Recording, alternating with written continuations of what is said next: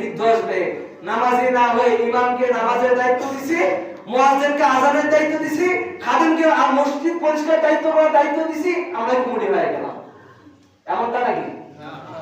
তাহলে বলি প্রত্যেক জুমায় কম বেশি বলি, এই সমাজটা কাদের? সমাজটা কাদের?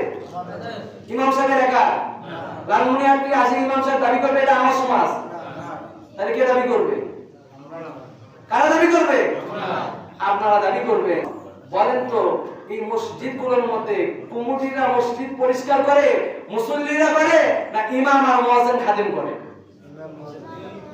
কারা করে? ইমাম মুয়াজ্জিন খাদেম একলা ইমানদার না আমরা সবাই?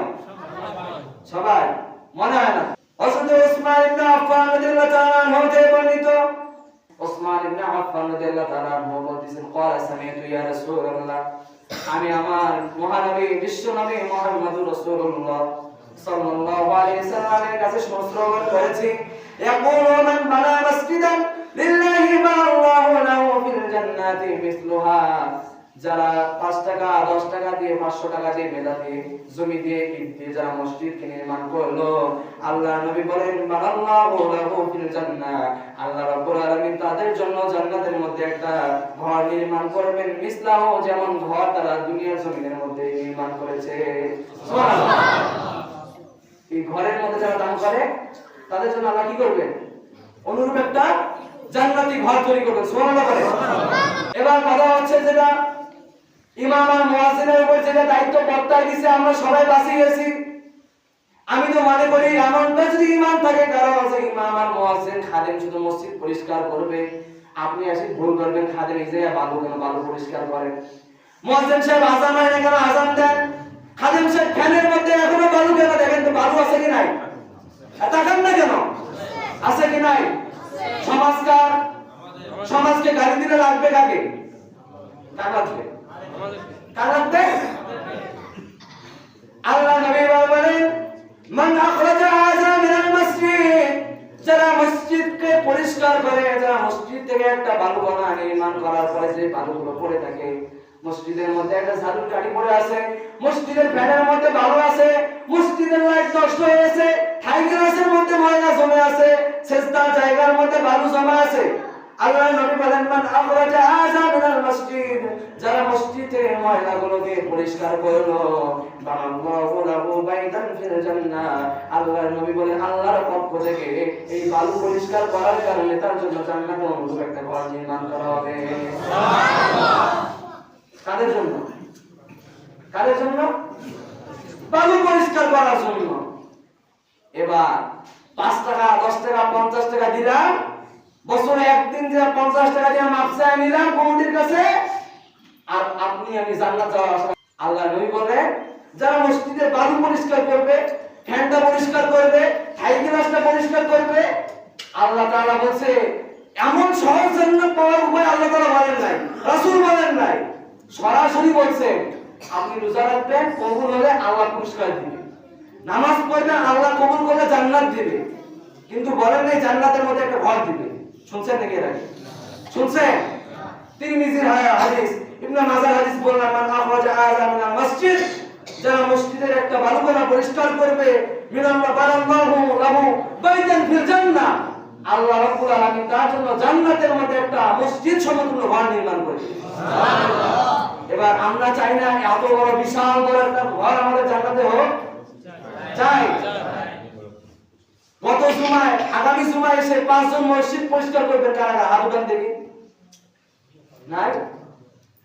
10 মিনিট 15 মিনিট আগ দিয়ে আসি ঝাড়ু দিব লোক নাই, সবাই জান্নাত যাব, হাত উঠবে না কিন্তু। এই হলো ঈমানটা। আমরা যদি মনে করি আপনার মুয়াজ্জিনের উপর কেউ যদি দায়িত্ব চাপায় দেয় যে এই মসজিদটা একা একটা মুয়াজ্জিনের পক্ষে পরিষ্কার করা সম্ভব? সম্ভব? প্রত্যেক দিন প্রত্যেকটা মুসল্লির পায়ে পায়ে ময়লা আছে, যায় নামাজে জড়ো হয়, কথা বলে না। প্রত্যেকটা দিন ফ্যান করে বাতাস উঠে বালু এসে ফ্যানের মধ্যে জমা হয়, কি হয় কি হয় না? এখন মুয়াজ্জিন একজন বুড়া বেটা, এখন তো সে উঠতে যদি কোমরটা ভাঙি যাবে তো সারা জীবন বসে খাওয়া লাগবে, কথা বলে না ভাই। ইমাম রাখছেন ছোট মানুষ, বাচ্চা মানুষ, এত থাইয়ে পায় না, তা এবার পরিষ্কার করবে কেমনে? এখন কি এভাবে থাকবে না পরিষ্কার করার প্রয়োজন আছে? আমরা সবাই এসে নিজের দায়িত্ব অনুযায়ী, নিজের সমাজ অনুযায়ী, নিজের আল্লাহকে রাজি খুশি করার জন্য এই ঘরকে গত সময় এসে একদম ক্লিন করার চেষ্টা করবো ইনশাআল্লাহ। পারবো ইনশাআল্লাহ। আমার যুবক ভাইরা সব জায়গায় লাফালাফি করে, মসজিদ পরিষ্কারের লাফালাফি নাই। আজকে কোন যে ক্রিকেট খেলা হবে, অমুক মাঠ পরিষ্কার করা লাগবে, ভাত খাওয়া লাগবে না, মানে ভাতের প্রয়োজন নাই, এমনি পরিষ্কার হয়ে গেছে। সমাজগুলোর বর্তমানে এমন অবস্থা, আমরা মৌলবীরা আল্লাহ তাআলা আমাদেরকে ভালো রাখছে, খুব ভালো রাখছে, চতুর্দিক দিয়ে ভালো আছি। গালিগালাজ করে আমাদের গোলাগুলো আপনারা নেন, মসজিদ পরিষ্কার করি সামান্য সময়ের বিনিময়ে, আল্লাহ এই বিনিময়ে দিচ্ছে, রিজিক দিচ্ছে, আবার আমাদের জন্য আল্লাহ তাআলা জান্নাতের মতো ঘর প্রস্তুত করে রাখতেছে। সুবহানাল্লাহ। এই ঘরগুলো আমরা চাই, চাই না? আমাদের চাই না? আল্লাহ নবী করিম সাল্লাল্লাহু আলাইহি সাল্লাম বলেন, আরো হাদিস আল্লাহ রাসূল বলেন, আমরা যারা আয়েশা সিদ্দিকা রাদিয়াল্লাহু আনহা বলেন যে যেই জায়গাগুলোর মধ্যে ঘন বসতি তোমরা বেশি করে মসজিদ তৈরি করো আর মসজিদগুলো সুগন্ধিময় করো। সুবহানাল্লাহ বলতেন না? কি মার করতে বলছে? সুগন্ধিময়। একজন আদর মার্কি আসলে মসজিদ সুগন্ধি হবে? কয়জন মারতে হবে? সবাইকে। আল্লাহ রাব্বুল আলামিন কোরআনুল কারীমের মধ্যে বলেন কোন জায়গায় পোশাক কেমন পরতে হবে, আল্লাহ এটা কোরআনের মধ্যে বলেছেন। আল্লাহু আকবার। আল্লাহ কোরআনের মধ্যে বলেন, হে আদম সন্তানরা, যখন তোমরা মসজিদের দিকে যাও তখন নিত্য নতুন সুন্দর পোশাক সুগন্ধি ব্যবহার করে তোমরা মসজিদের দিকে গমন করো। সুবহানাল্লাহ। আমরা তো যত সিরামনা আছে সেগুলো পড়ে আসছি, টুপি নাই মাথার মধ্যে, এমন লোক আছে কি নাই? আছে। এই জন্য মসজিদটাকে আল্লাহর ঘর, যা করবো আল্লাহকে রাজি খুশি করার জন্য করা যাবে ইনশাআল্লাহ। মসজিদের বেতন কমিটি খায় নাকি? আবার খায় কে? কেউ খায়? এটা আপনি আমি আল্লাহর হাতে দিচ্ছি। কার হাতে দিচ্ছি? হিংসা করি না দিলে বুঝেন কার সঙ্গে হিংসা করছে। যদি এই ঘরে একটা ভালো পরিষ্কার করার কারণে আল্লাহ জান্নাত দেয়, তা এই ঘরে দান করার বিনিময়ে কার কাছে যাবে? দানটা কার কাছে যাবে? তা আপনি কমিটির উপর, ইমামের উপর রাগ করেছে দিলেন না, তাহলে রাগটা কার উপর হইল? কথা বলে না, কার উপর হইল? এই জন্য যারা এখনো এই মনোভাব নিয়ে আছে, তওবা করে মসজিদ থেকে বাসায় ফিরবেন যে আল্লাহ যা বুঝছি, যা করছি, না বুঝে করছি, আজকে থেকে মসজিদের উপর রাগ করবো না, হিংসা করবো না, তওবা করে যাওয়া যাবে ইনশাআল্লাহ। আল্লাহ রাব্বুল আলামিন আমাদেরকে তৌফিক দান করুন। আমিন।